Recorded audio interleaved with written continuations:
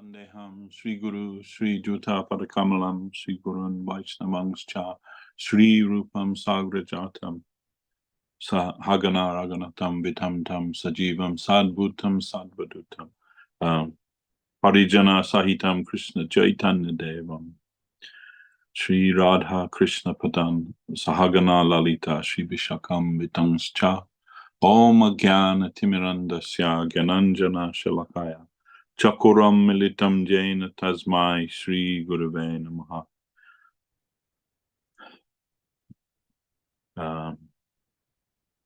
Rajasri Krishna Chaitanya Prabhu Nityananda Shri Advaita Gadadhar Srivasadi Shri Gaur Bhakta Vrinda.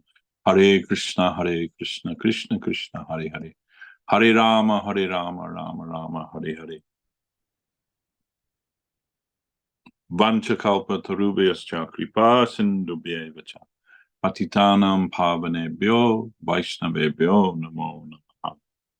So thank you everyone for joining us this evening. And today's the title of today's Zoom is Ehobhaya. That is external, go deeper. So this is famously from Mahaprabhu's conversation with Ramananda Rai. This is called the Ramananda Samvad. If you're not familiar with it, it is in Madhya Leela of Chaitanya Charitamrita. And Srila Sridhar Maharaj said, I'm always returning to this conversation, and everything that I say about the teachings of Sriman Mahaprabhu is based on this conversation. So a little, you can say, open secret, if you want to understand what Sri Chaitanya Mahaprabhu has come to give to the world, then study this conversation between Ramananda Rai and Chaitanya Mahaprabhu. Sometimes we see that some of our friends, god cousins especially, they think that that Srila Prabhupada's mission was about establishing Varnashram Dharma or some other superfluous thing. But Mahaprabhu rejected Varnashram Dharma, and he came to introduce Prema Dharma, which is the religion of love, and that is regardless of caste, creed, and so on. And the establishment of Varnashram Dharma, that may or may not happen in the course of Mahaprabhu's preaching. Saraswati Thakur often referred to Daivi Varnashram, that is a pure type of Varnashram, not based on the external birth of a person, but rather their internal qualities.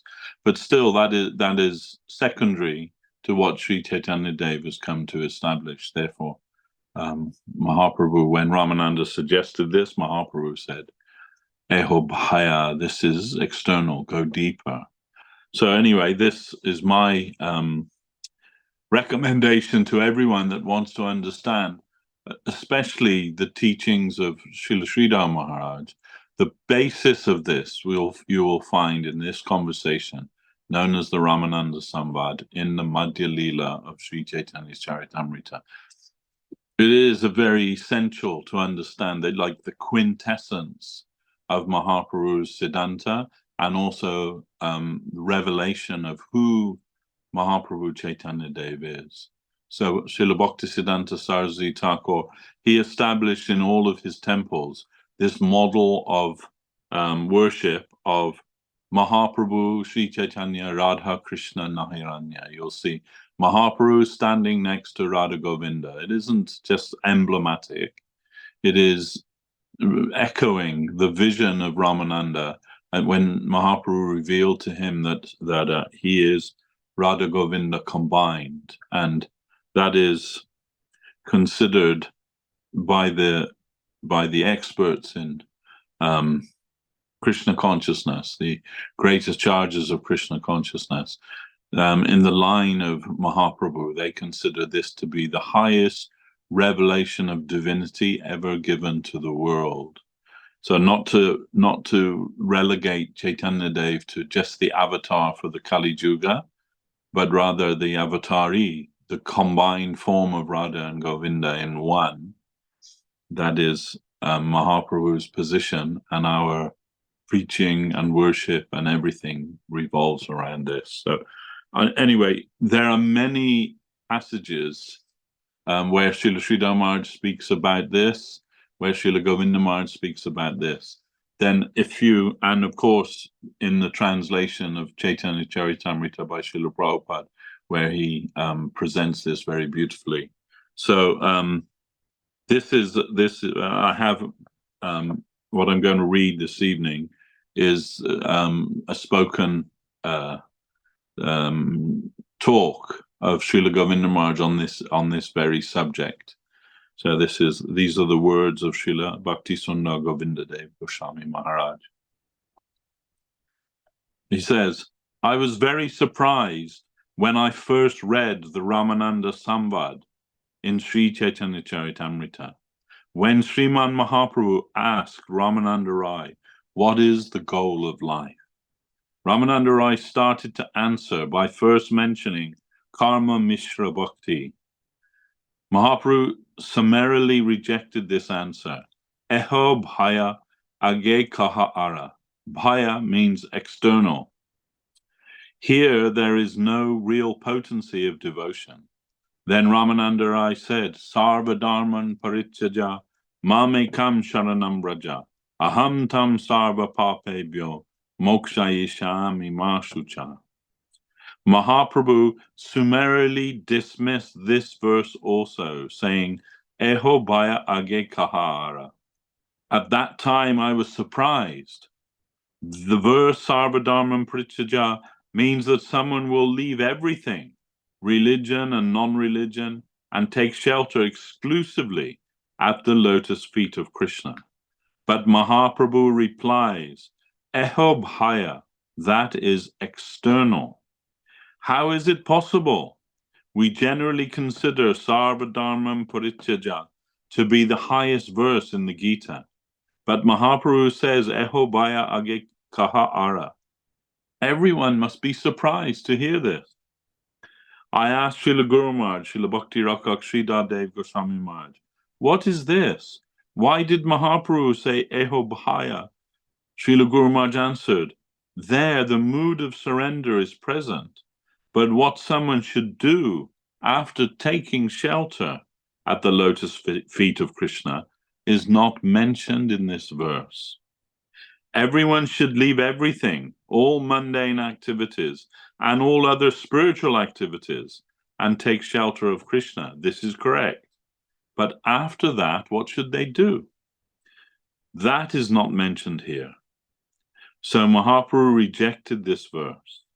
Mahaprabhu only gave his consent later, when Ramananda Rai quoted this verse from Srimad Bhagavatam, 10th canto, Jnane Prayasam, Udapasya Namanta Eva, Jivanti San, Mukaritam Bhavadiya Bhartam. Jnane Prayasam Udapasya means leave everything, even your perfect knowledge.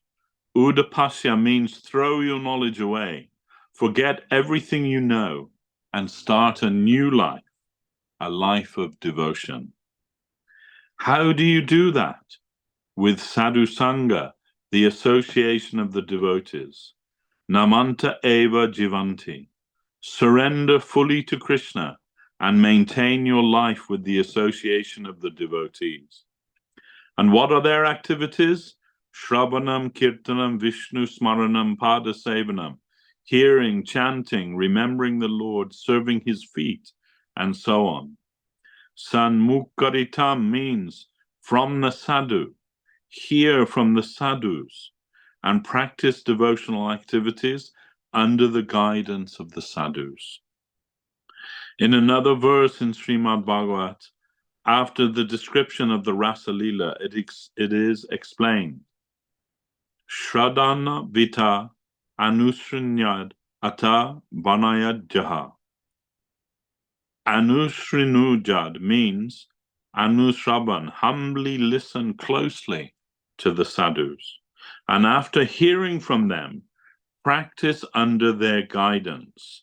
So, jivanti san mukaritam bhavadiya bhattam means to live and engage in devotional activities under the guidance of the sadhus. When Mahaprabhu heard this verse from Ramananda Rai, he said, Eho haya aga kaha ara. Yes, I can give recognition to this line of devotion. When you hear from a Vaishnava, accept their guidance and practice Krishna consciousness under their guardianship. Then you will get a good result in devotional life. But is it necessary to live with the Vaishnava in an ashram? No. Stane sthita shruti gatam tanu van manobir. You can practice from wherever you are, but you must practice bodily, mentally, and verbally.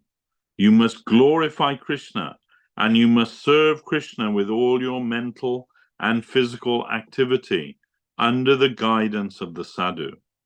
Then you will not go off track. If you run within your own track, you will not be disqualified. But if you go out of your track, you must be disqualified. You may be a good runner, but if you run out of your track, you will be disqualified. Ye prayaso jito jita jito pi asi tais trilokyam. Krishna is Ajita. No one can defeat him.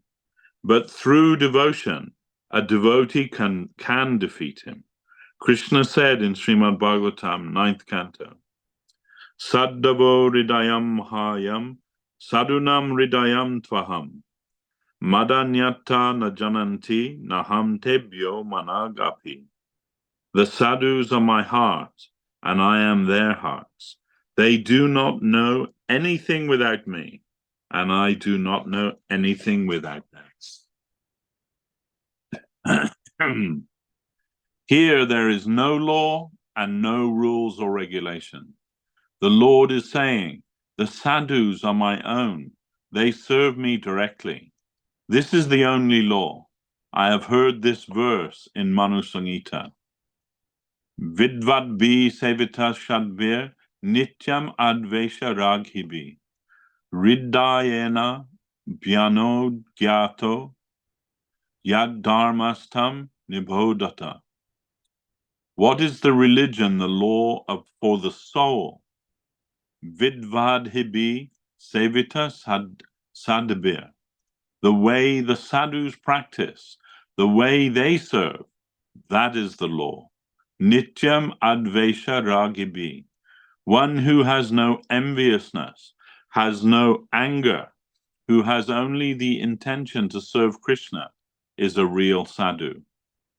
Hridayena jnana janato. The rules and regulations are revealed from time to time in these sadhus' hearts. That is the real ruling of the Vedas. One name for the Veda is Shruti. Shruti means hearing from a higher person. The Veda came down through hearing from Krishna to Brahma, Brahma to Narad Goswami, and Narad Goswami to Vedavyas. So it is called Shruti, what has been heard from the higher level. Previously, the Veda was not written down. Vedavyas compiled it, and in a harmonizing way, he divided it into 4 parts and gave it to us in written form. We are souls born in Kali Yuga, and our memory is very short. So he gave us the Veda in written form, although before that, the Vedas were not kept in writing. But we should understand that what is revealed in the heart of the sadhu for the service of Krishna is the real memorandum, the real rule and regulation to be followed. Vidvad bhi sevita sadhir, nityam advesha ragibi, hridayena bhayanjan jato jo, dharmastam nibodhita. Here it is stated that the heart of the sadhu is very clean.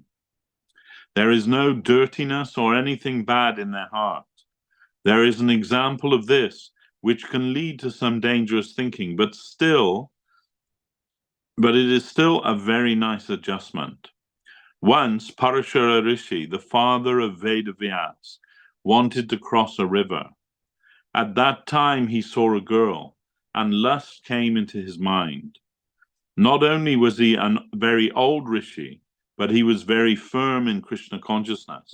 So he was surprised to feel this and thought, seeing this girl, lust is coming into my mind. What is this? Immediately he steadied himself and began to meditate. And then he saw, oh, through this lust, Vedavyas will appear. Then he happily proposed to that girl, I need a son from you. The girl did not know anything, but she knew Parashara Rishi was a very powerful Rishi, and she feared that if she denied his request, then the Rishi would become angry. So she made excuses. Oh, this is not a suitable time. This is not this. This is not that. But the Rishi said, this is a suitable time. It has been revealed in my heart. Excuse me. This is a suitable time. It has been revealed in my heart. And what difficulty there is for you, I will now make that fresh. Then he made some fog and other arrangements, and in this way, Vedavyas was born in this world. Parashara Rishi was Vidvan, as is mentioned in this verse, Vidvad bi Sevitar Shadabir. He was a real scholar, a transcendental scholar. So when lust appeared in his heart, he realized, this is impossible, but it is coming into my heart, so it must be my duty. Here is an example of the opposite. Krishna once said to Yudhisthira, announce that Ashwatthama is dead. Yudhisthira said, how can I tell a lie like this? Krishna replied, what you are thinking is a lie, and what I am saying is the truth. And for your satisfaction, I will make an arrangement. Then Krishna told Bhimsen, go and kill the elephant named Ashwatthama. Before Krishna gave Yudhisthira this order, his chariot floated above the earth. But after he hesitated to carry out Krishna's order, his chariot rested on the ground. So just for a little clarification of those who may not be familiar with who Ashwatthama was and so on. So during the Kurukshetra war, Ashwatthama, he's the son of Dronacharya. And Dronacharya was the Astra Guru, means the teacher of martial arts to the Pandavas and the Kauravas both. But because of political necessity and the nature of fate, he was on the opposing side to the Pandavas. So he was fighting on behalf of the Kauravas against the Pandavas. So the Pandavas, they couldn't get any advantage over him because he knows everything. He taught them how to fight. So he knows what type of weapons they will use, what type of tactics they will use, everything he knows because he taught them that. So there was no way that they could defeat him. And they understood, unless we kill Dronacharya, we will not be able to be successful in this battle. So Krishna devised a plan. He thought, if we announce that Ashwatthama, who's the son of Dronacharya, that he's been killed, then Dronacharya will lose the will to fight, and then we'll be able to defeat him. But he'll only believe it if he hears it from the mouth of Yudhisthira, because everyone knows Yudhisthira has never told a lie in his life. So, and the very fact that Yudhisthira never told a lie, that because of that, his chariot always was above the ground, never touched the ground. It was always a few inches above the ground. But so when Krishna said to him, you have to announce that Ashwatthama has been killed, that he's dead, then then Dronacharya will lose his impetus to fight, and we will be able to defeat him. But Yudhisthira, he is attached to the fact that he never told a lie. So he said to Krishna, yeah, I can't do that. I can't tell a lie. And Krishna is saying, oh, here, as Srila Gurudev said, Krishna is saying, what you're thinking is a lie. Whatever I say is the truth. So if you follow my order, you are telling the truth. But because you are attached to this, I will also make it true. So in their own ranks, they had an elephant who was also called Ashwatthama. So then Krishna told Bhimsen, Yudhisthira's brother, go and kill that elephant, so that when Yudhisthira announces that Ashwatthama is dead, he'll be telling the truth. But he can say Ashwatthama is dead, the elephant, and then but he said, but when he says the elephant, all you warriors, you blow your conch shell, so that Dronacharya won't hear that part. He'll only hear that Ashwatthama is dead. So that's what they did. Yudhisthira announced it, and when he went to say the elephant, they all blew their conch shells, and that drowned out that part of it. So Dronacharya couldn't hear that. And exactly as Krishna had predicted, as soon as he heard that his son had been killed, thinking that Ashwatthama, his son, had been killed, he lost the will to carry on in the battle, and Arjun was able to defeat him, and it was a pivotal point in the battle of Kurukshetra. But some commentators on the Mahabharata, they say, after Yudhisthira told a lie, then his chariot touched the ground because he told a lie. But the Vaishnavacharyas, they say, no, the reason Yudhisthira's chariot touched the ground after that was because he hesitated to carry out the order of Krishna. That was the real cause of that, not because of telling something deceptive, which generally would be considered against Dharma. But the point here is that if Krishna says to say that, without hesitation, we should follow that, because what he says is actual truth. Whatever Krishna says is true. So anyway, that was what happened there, and this is Gurudev giving this example. The rule is that the rules and regulations first come out from a clean heart for the service of Krishna. A clean heart is called Vasudev in Srimad Bhagavat. Sattvam Vishuddham Vasudevam Sabditam Jadi Idyate Tatra Punam Apabrita Sattve Cha Tasmin Bhagavan Vasudevo Hyodhoksajo Me Namasa Vidyate, from the 4th canto of Srimad Bhagavatam. Here, Lord Shiva says, to whom shall I pay my Dandavat? And the goddess Parvati replied, O my lord, you should pay Dandavat to my father. What fault is there in paying one Dandavat to him? He is your father-in-law. And Lord Shiva smiled and said, how can I give my head again to someone else? I have already surrendered my head. I have already given my obeisance to Krishna.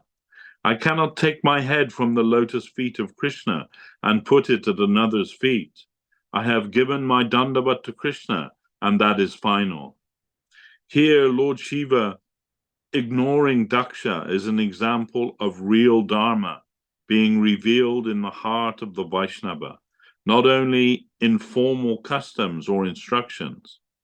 You will see also in another part of Srimad Bhagavat, Jata Taro Mula Nisa Chanena Tripyati Tatshakanda Bujo Pashakaha Prano Paharancha Jatendriyanam Tataiva Sarvaham Achuteja.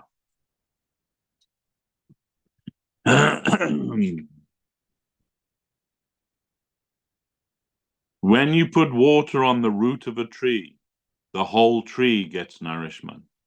But if you put water on the leaves and branches of a tree, it is not healthy for the tree. A tree may get a little nourishment through that, but it will not get proper nourishment. Only when you put water on the root will the whole tree get full nourishment. Similarly, if you pay your dandavat to Krishna and give honor to Krishna, then Krishna takes that and the whole world gets everything. This is the rule. So what is revealed in the heart of the sadhu is the real rule and regulation. The people of the Vedic culture really should follow that. Jnane prayasam udapasya namanta eva jivanti. This expression also shows ragamar. Only affection and devotion are there, and nothing else. No dirtiness.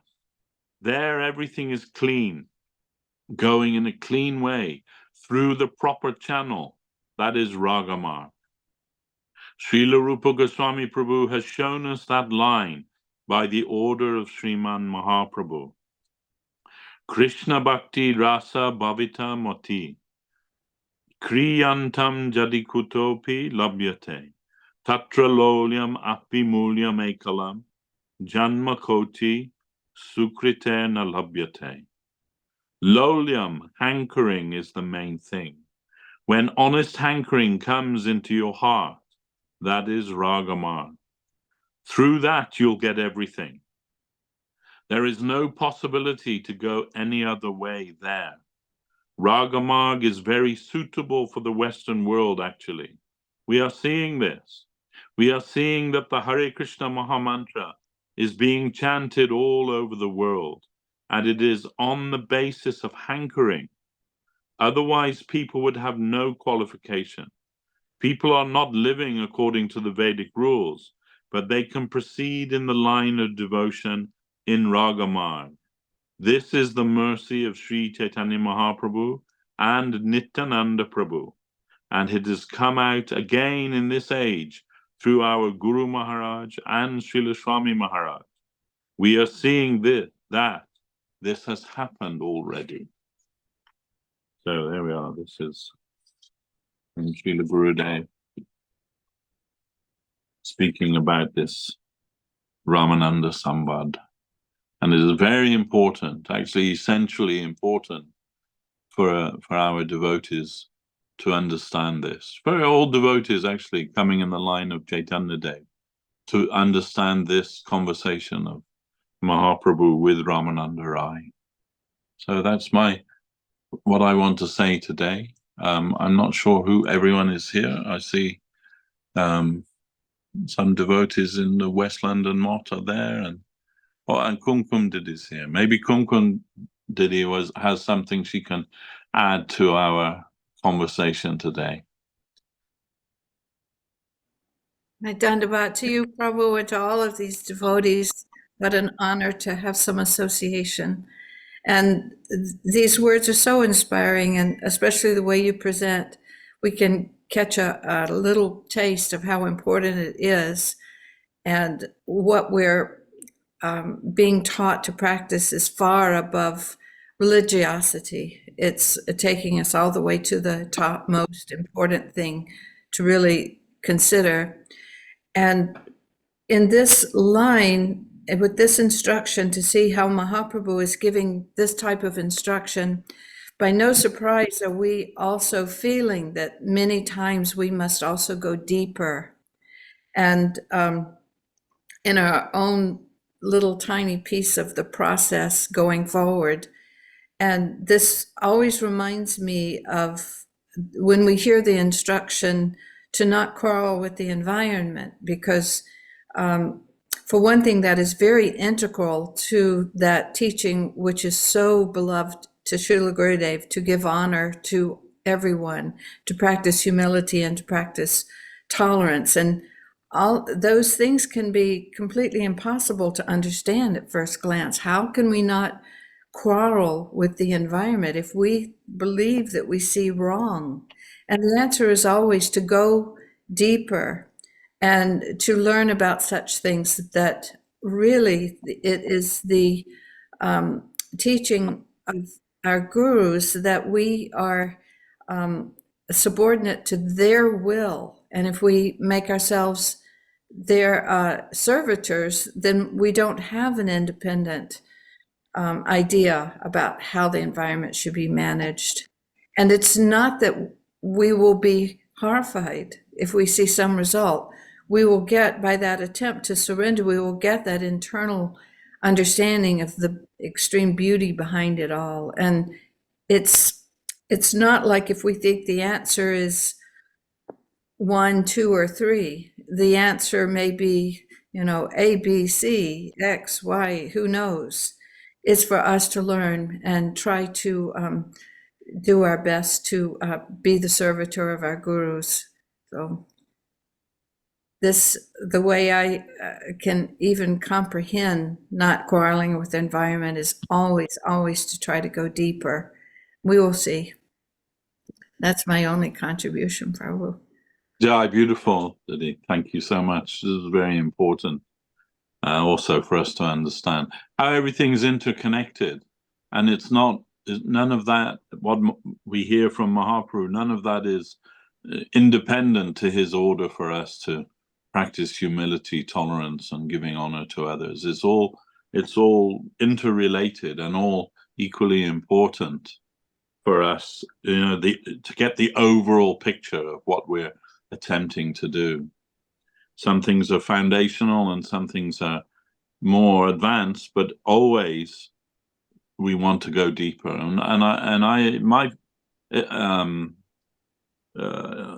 experience with Srila Sridhar Maharaj was that he was always telling us, don't believe this world, don't believe the things of this world, don't give much credence to that. Try to understand what Mahaprabhu has given. Try to understand the vision of Veda Vyas and go deeper. And that also all the time, not just, being a devotee means, accepting some kind of lifestyle choices or something like that. Okay, yes, that's there. But ultimately, it means we have to go deeper. We shouldn't be satisfied with the external and, with some kind of, how will you say, like, club membership or something. We're not members of some kind of club, that the only criteria is like, what flag are you waving? Who are you supporting? And, all of these things, they're just a distraction and from the real thing. The real thing is for us to go deeper and open ourselves up to what Mahaprabhu has come to give, what our gurus have come to give, and embrace that. And then all of these external things will be laughable to us, actually. And only the real thing is important. And that means, we have to constantly try to go deeper, constantly try to find something more, some food. We need food, for the soul needs food, and that food, Srila Guru Maharaj said, is that anandam is the food of the soul. So we have to try and hunt out, where will we find that anandam?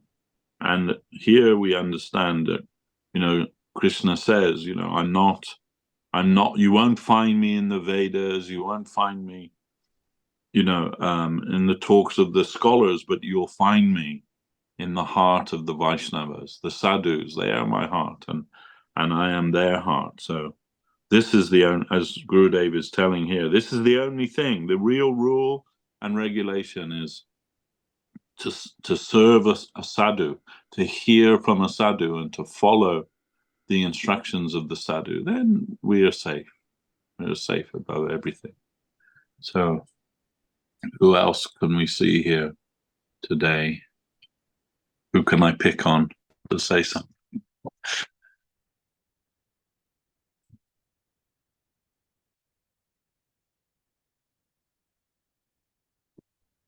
Well, I can open it up maybe. Who is anyone here who would like to give some contribution to this subject or anything? or even if you have some question we can try and answer regarding this, or anything related to this. Devashis Prabhu, may I ask you a Yes. question? It's Of Priyanana. course. Yes, Priyanana. If we say that Krishna is in the heart of the devotees, and when devotees speak, we can feel like his presence. So when we try to glorify the devotees, what kind of effect does it have? Actually, that's the essence of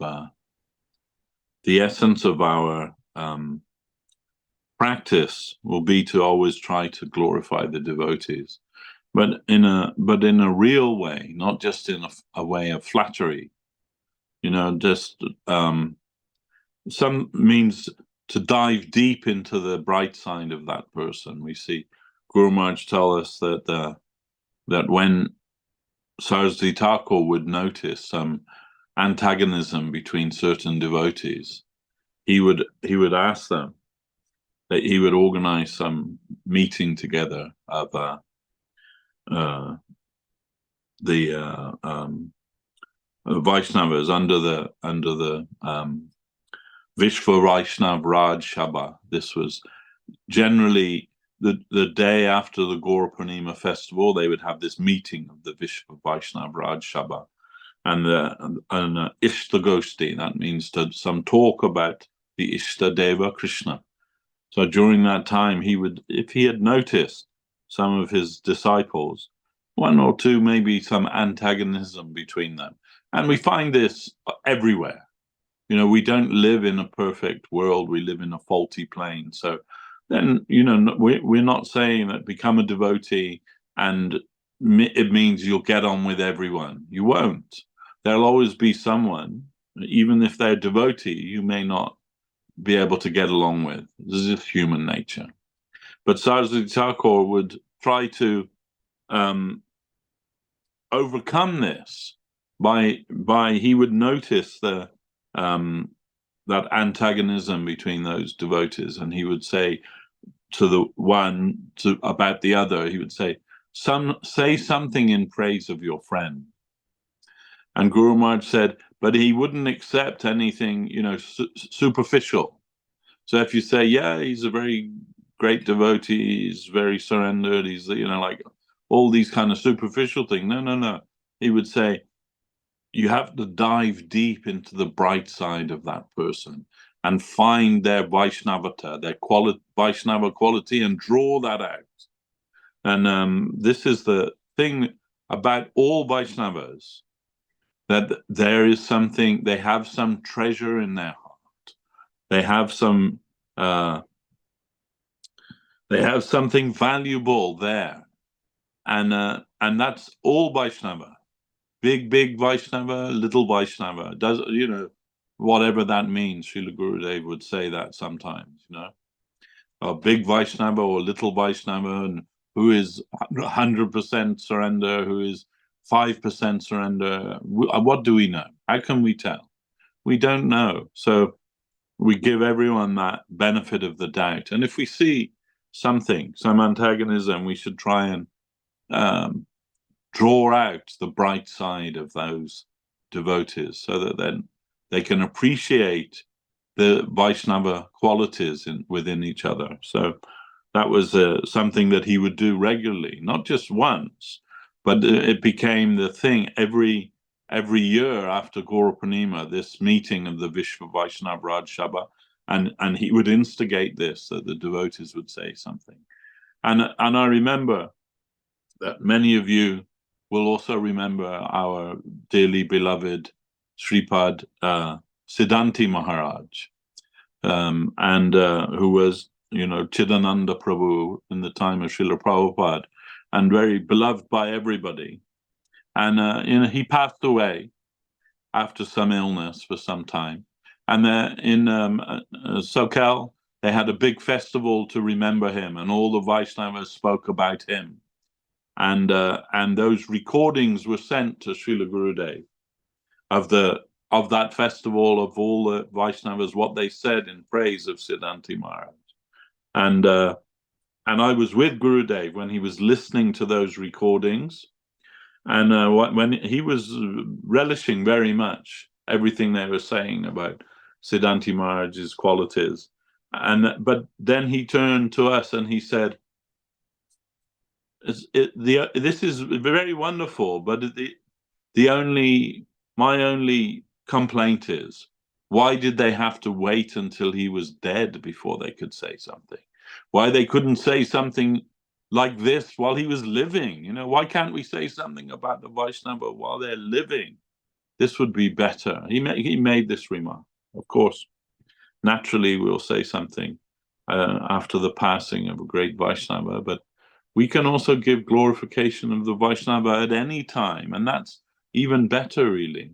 It's not that we want to flatter that person. Srila Bhaktisiddhanta Saraswati Thakur, he also said in another place, that sadhu that praises me is my enemy, because now I'm dealing with falsehood. Who praises me or criticizes me, both is harmful to me. So, generally we are trying to avoid any kind of superficial, backslapping. We're not trying to be a society of mutual backslappers, that we're always patting each other on the back and saying, "Oh, you're great. No, you're great." And, not like that, but something real, something heartfelt, something that will, actually, Gurudev said, what treasure you have in your heart may not be what I have in my heart, but what you have, I also want that. And how I will get that from you, by bringing that out from you, by seeing those qualities and being able to appreciate that in a real way, then that quality may also come to me.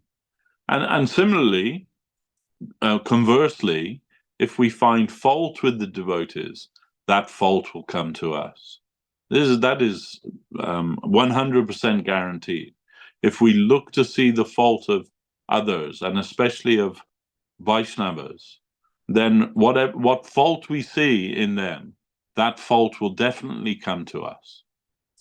It is just a natural thing. And there's a very nice saying that I read in the Bible, which says, "The mouth speaks what the heart is full of." So we see in the real Vaishnavas that they don't criticize anybody. They don't see the bad in anybody. They deliberately look away from the bad quality of a devotee, because we know that's only a temporary thing, some remnant, some leftover thing from their previous samskar, if you like.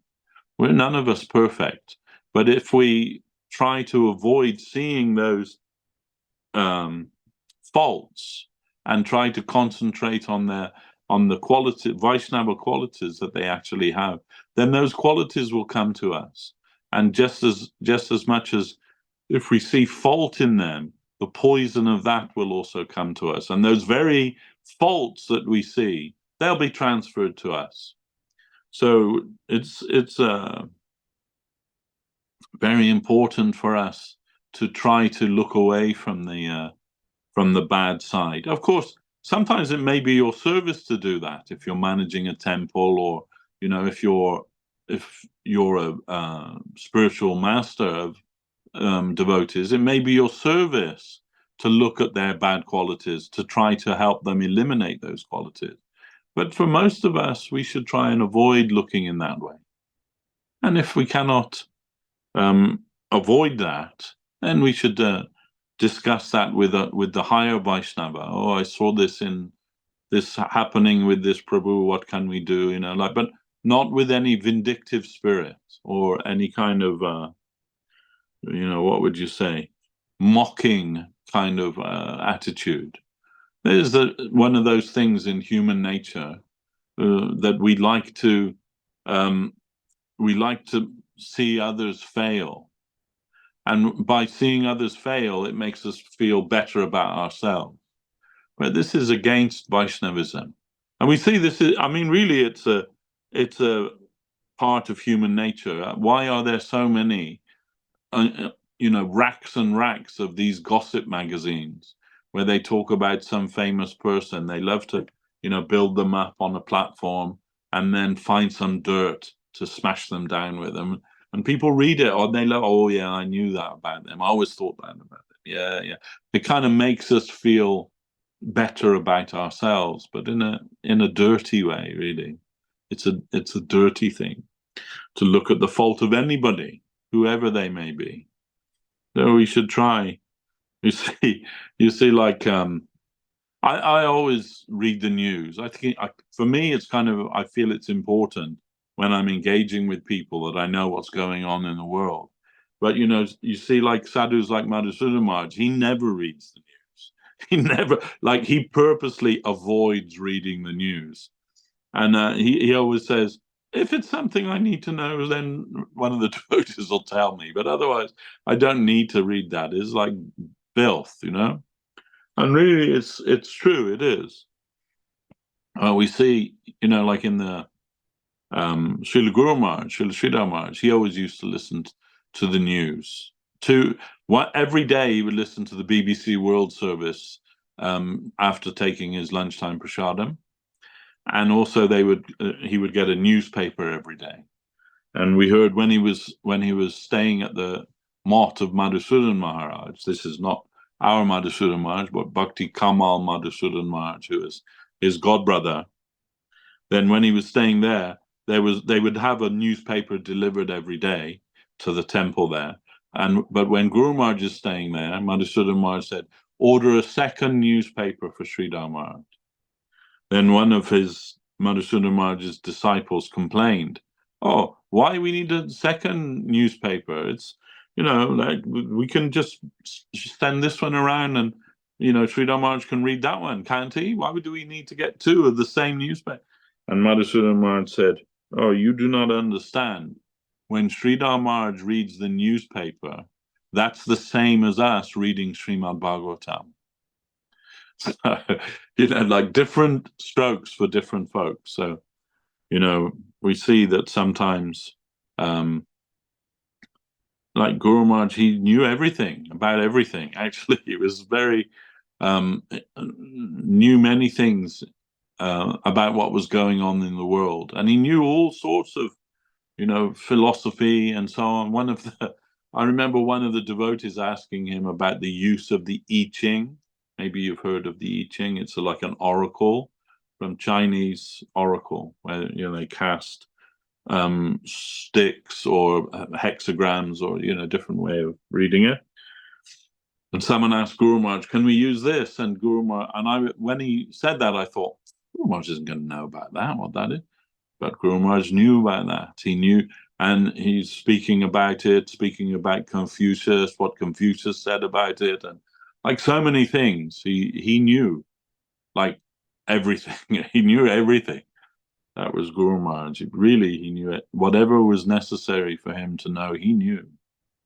So, but for other Vaishnavas, they don't want to hear about the dirty things of this material world. And that's also perfectly good, perfectly valid. And Guru Maharaj, as Madhusudana Maharaj said, when Sridhar Maharaj reads the newspaper, that's the same as us reading Srimad Bhagavatam. So, as Srila Sridhar Maharaj would say, you must cut your coat according to your cloth.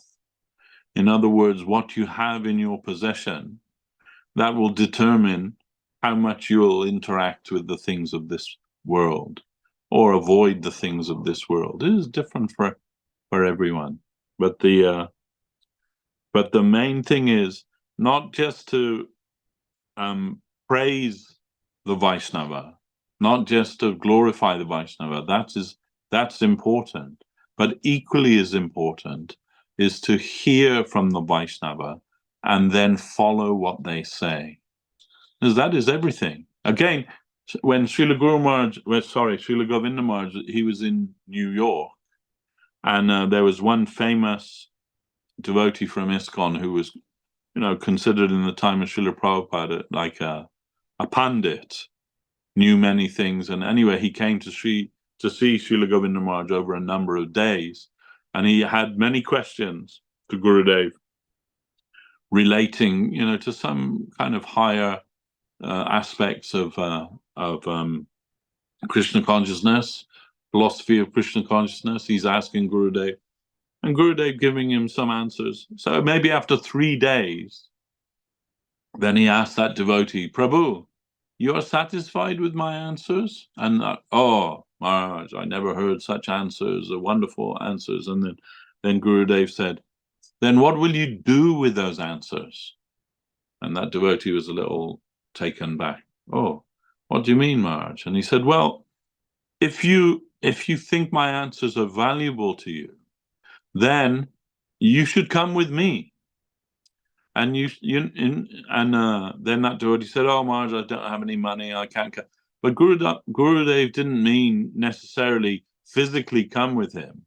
He meant, where I'm going, you also should come there.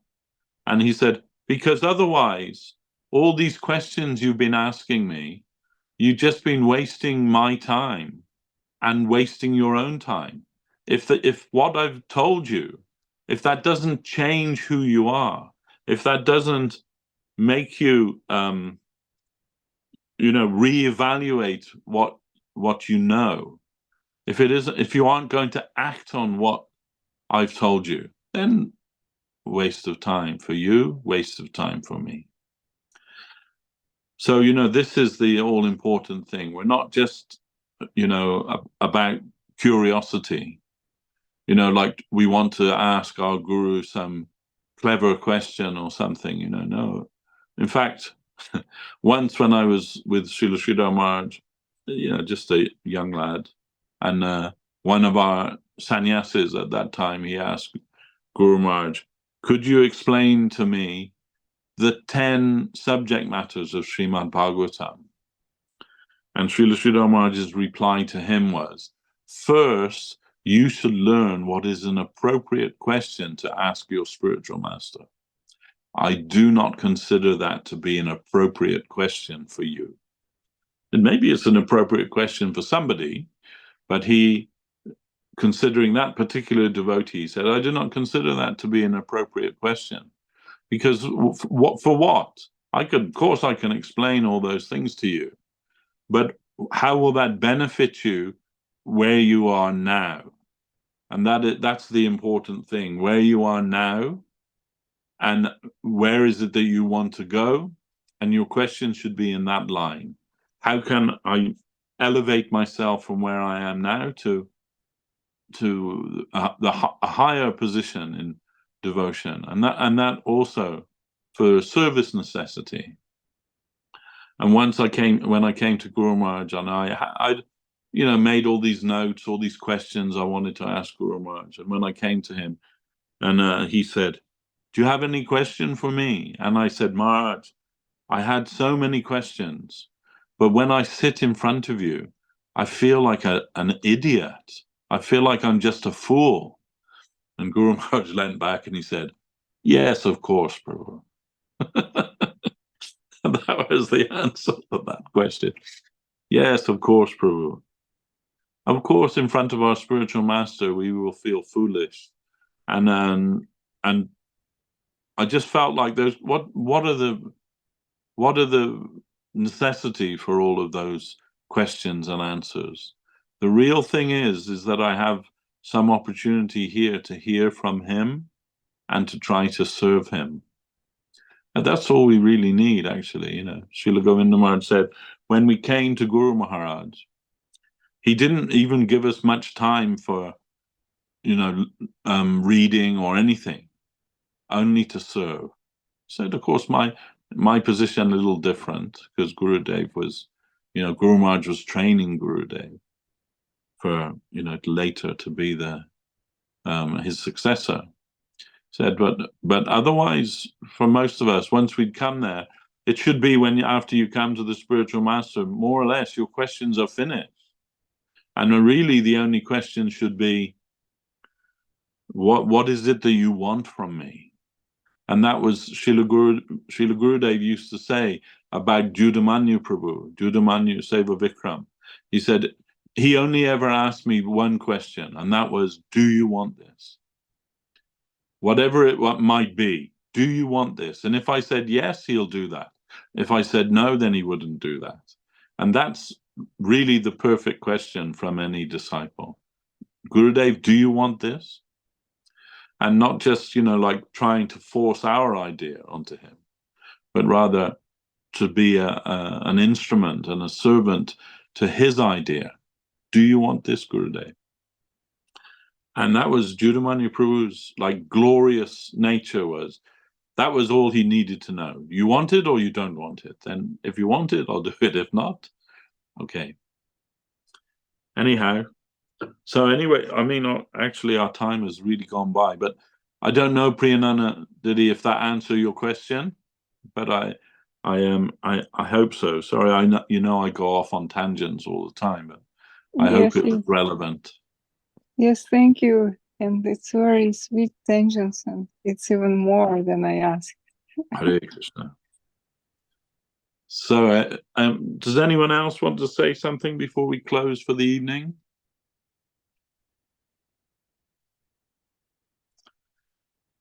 All right. So hopefully next week, Srila Madhusudan Maharaj will be back with us and we'll be able to continue. Of course, this week, Wednesday is the appearance of Lord Ramchandra, Ramnavami, and then, of course, on Saturday, the disappearance day of our Divine Master on Vishnupad, Srila Bhakti Sundar Govinda Dev Goswami Maharaj, and all of you, I know, will be observing this great festival wherever you are. And in this way, we're all together, united in the service and glorification of our beloved Gurudev. And so I wish you all some very beautiful and serviceful festivals to come. And I hope we can be together again next week for those of you that are able to make it. Until then, please accept my humble obeisances. Vanchakalpa tarubhyascha kripa sindhubhyeva cha patitanam pavanebhyo vaishnavebhyo namo namaha. Jayam Vishnupad Jagat Guru Srila Bhakti Sundar Govinda Dev Goswami Maharaj Ki Jai. Jayam Vishnupad Srila Bhakti Rakak Sridhar Dev Goswami Maharaj Ki Jai. Srila Bhakti Vedanta Swami Maharaj Prabhupada Ki Jai. Bhagavan Srila Bhakti Siddhanta Saraswati Thakur Ki Jai. Rupanuga Guru Bhagya Ki Jai. Namacharya Srila Haridas Thakur Ki Jai Jai. All the assembled Vaishnavas, all the world Vaishnavas. And Harinam Sankirtan Ki Jai. Nitai Gaura Premanandi Hari Hari Bo. Sriman Devashis Prabhu ki jai. Yeah.